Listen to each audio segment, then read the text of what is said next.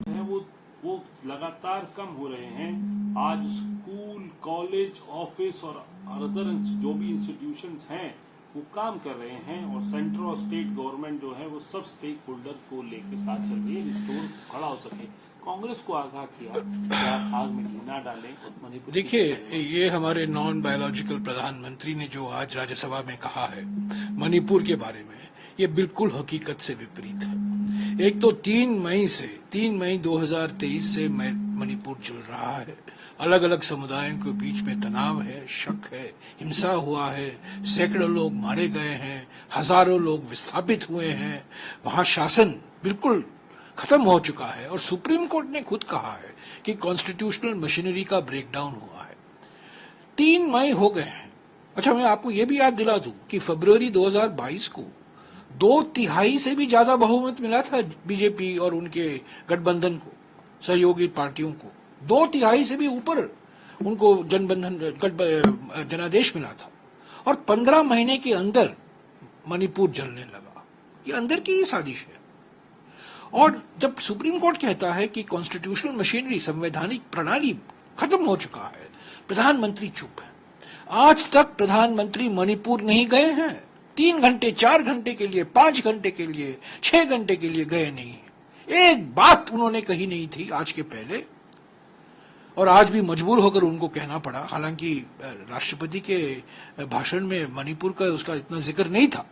और पहले जुलाई को हमारे जो इनर मणिपुर के सांसद हैं बिमोल आइकाजोंग, उन्होंने भी इसका दुख प्रकट किया था कि मणिपुर के बारे में कोई जिक्र नहीं है। और प्रधानमंत्री, देखिए, प्रधानमंत्री खुद गए नहीं है मणिपुर। 16 महीने हो गए हैं। मणिपुर के मुख्यमंत्री से उन्होंने मुलाकात नहीं की। मणिपुर की जो राजनीतिक पार्टी है, जो नेता हैं, उनसे उन्होंने बातचीत नहीं की। खुद उनके सांसद जो थे पिछले लोकसभा में, एक हमारे विदेश राज्य मंत्री थे, उनसे भी मुलाकात नहीं की। तो ये क्या हिपोक्रेसी है। और जब ऑपोजिशन वॉकआउट करता है क्योंकि नेता प्रतिपक्ष को मौका नहीं दिया जाता है, नॉन बायोलॉजिकल प्रधानमंत्री के द्वारा जो झूठ बार बार बोला जा रहा था और हमारे नेता प्रतिपक्ष उसका खंडन करना चाहते थे, उनको बोलने नहीं दिया गया। हम वॉकआउट, सारे इंडिया जनबंधन की पार्टियां ने वॉकआउट किया। तब प्रधानमंत्री मणिपुर के बारे में 2-3 शब्द बोलते हैं, और जो शब्द बोलते हैं बिल्कुल हकीकत से विपरीत है। असली बात क्या है जमीन पर। और आज भी मणिपुर के लोग यही पूछ रहे हैं, प्रधानमंत्री क्यों नहीं आते मणिपुर, प्रधानमंत्री क्यों नहीं मिलते हैं। ये अलग बात है कि वहां की मांग है कि मुख्यमंत्री को बदला जाए, वो राजनीतिक निर्णय है, वो प्रधानमंत्री को लेना है, गृह मंत्री को लेना है। पर प्रधानमंत्री मुलाकात नहीं करते मुख्यमंत्री से, राजनीतिक पार्टियों से, खुद अपने जो विधायक हैं मणिपुर में, 40-50 विधायक हैं, उनसे बात नहीं करते, उनसे मुलाकात नहीं करते, और दुनिया भर की बातें बोलते रहते हैं मणिपुर के बारे में। बिल्कुल हिपोक्रेसी है, इसमें दोगलापन है ये। सर, उन्होंने ये भी कांग्रेस को कहा, देख रहे हैं, समझ रहे हैं चीजों को, धीरे धीरे चीजों को नॉर्मलाइज करेंगे। और गृह मंत्री 2 दिन के लिए गए, गृह राज्य मंत्री वहां जो है पर प्रधानमंत्री ने अपनी चुप्पी नहीं क्यों नहीं तोड़ी, मेरा यही सवाल है। प्रधानमंत्री ने चुप्पी क्यों नहीं तोड़ी?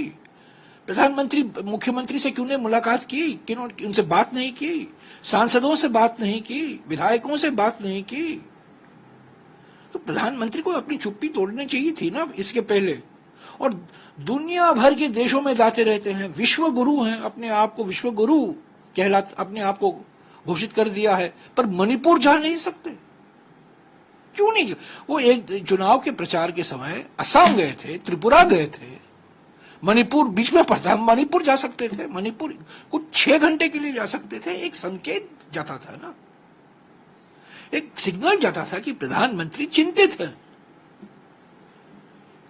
सर, इसके अलावा राष्ट्रपति के अभिभाषण में धन्यवाद प्रस्ताव के दौरान लोकसभा में भी यही रहा।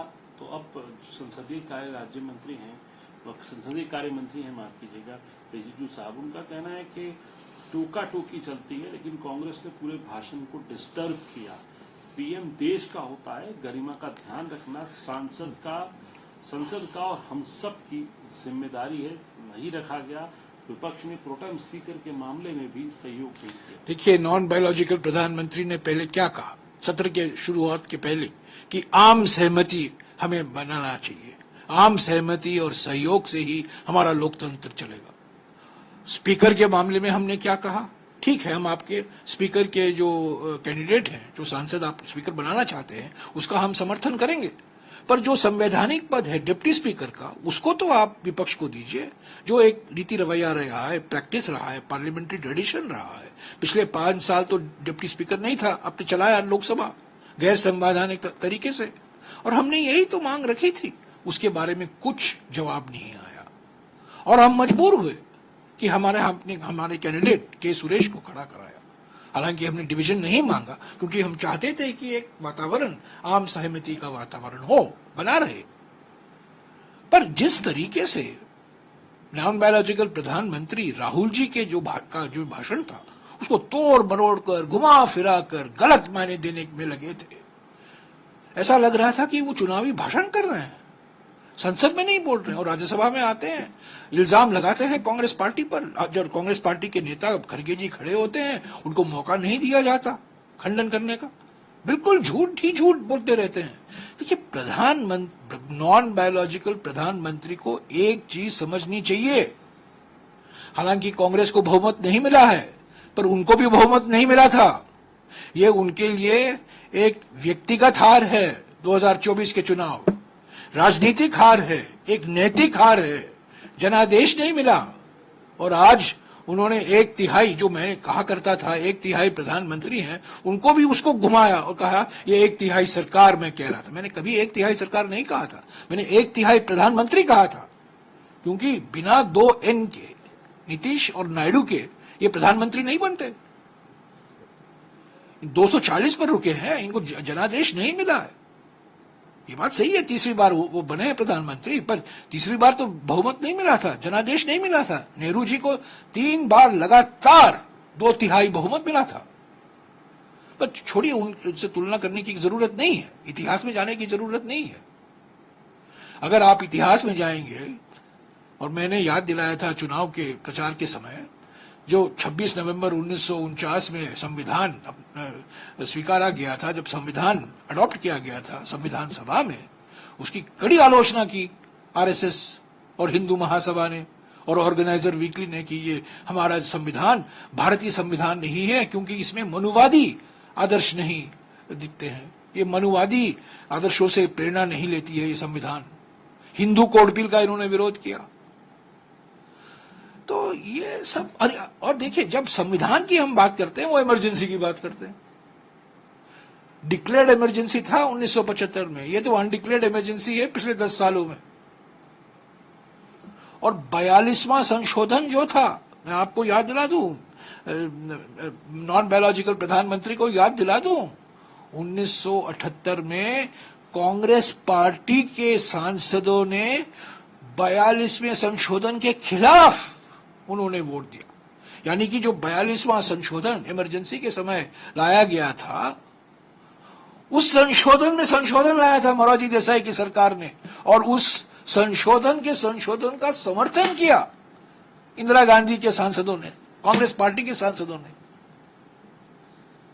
तो ये बात, प्रधानमंत्री बार बार, देखिए प्रधानमंत्री हैं, पर हम नहीं भूल सकते कि क्या क्या, किस आधार पर उन्होंने चुनाव प्रचार किया है, क्या क्या कहा उन्होंने चुनाव प्रचार में। अगर वो समझते हैं कि अभी स्थिति सामान्य हो सकती है चुनाव प्रचार के बाद, वो गलतफहमी में है। सर, जब हम बात कर रहे हैं, उस वक्त प्रेस कॉन्फ्रेंस हो रही है किरण रिजिजू साहब और अर्जुन राम मेघवाल जी की, तो उन्होंने कहा कि अगर विपक्ष झूठ अधिकार नहीं है, क्योंकि वे एक परिवार से आए हैं, निजी तौर पर कोई दिक्कत नहीं है, विपक्ष के नेता से मिले, लेकिन जो विपक्ष के कुछ नेताओं ने किया उसका हम खंडन करते हैं। मेघवाल जी का कहना है कि जब पीएम बोल रहे थे तो सिर्फ कांग्रेस के लोग वेल में थे, क्या सपा और टीएमसी के लोग वेल में थे? इसी तरह का दृश्य देखने को सभी इंडिया जनबंधन के सांसद वेल में थे, सभी आगे आए थे, वेल में अंदर नहीं गए थे, कुएं के अंदर नहीं गए थे, हम लोग कुएं के बाहर ही थे। हालांकि वेल और कुएं के बीच में बहुत फर्क है, हम संसद के वेल में नहीं गए थे, हम बाहर, उसके बॉर्डर में, सीमा हमने पार नहीं की, लक्ष्मण रेखा हमने पार नहीं की, हम अपने सीट पर खड़े होकर वहीं से हम चिल्ला रहे थे कि एलओपी को मौका दो, एलओपी को बोलने दो, वो स्पष्टीकरण देना चाह रहे थे, क्योंकि बार बार प्रधानमंत्री राज्यसभा के अंदर झूठ की गंगा बहा रहे थे। बस सर, आखिरी सवाल आपसे ऊपर प्रधानमंत्री की तरफ से किया गया, क्या आप किस बात का जश्न मना रहे हैं, तीसरी बार की हार का?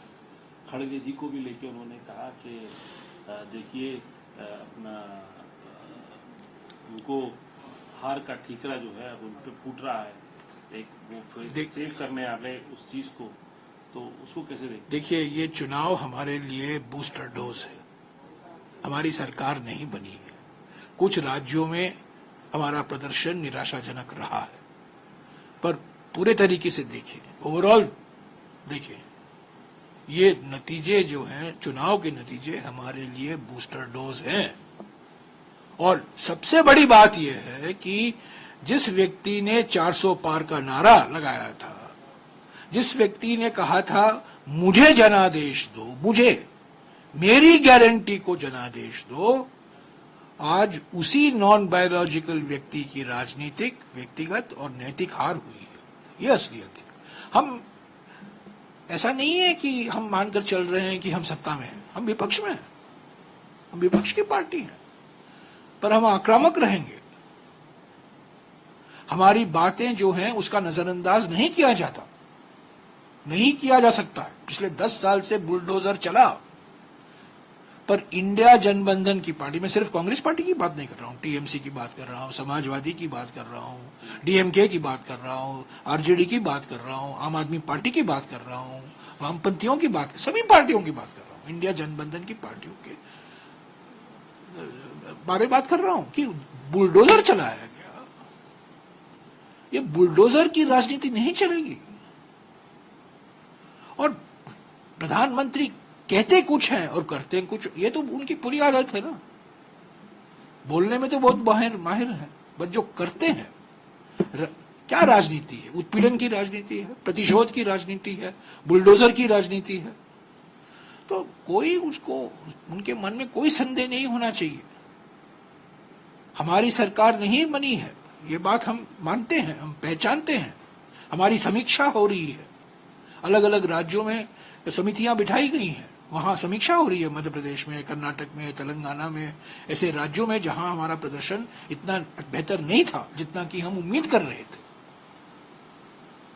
पर प्रधानमंत्री को भी सोचना चाहिए ना, उत्तर प्रदेश में क्या हुआ, महाराष्ट्र में क्या हुआ, हरियाणा में क्या हुआ, पंजाब में क्या हुआ, तमिलनाडु में क्या हुआ, अलग अलग राज्यों में क्या हुआ, असम में क्या हुआ, मणिपुर, दोनों सीट हारे, नागालैंड, मेघालय, असम।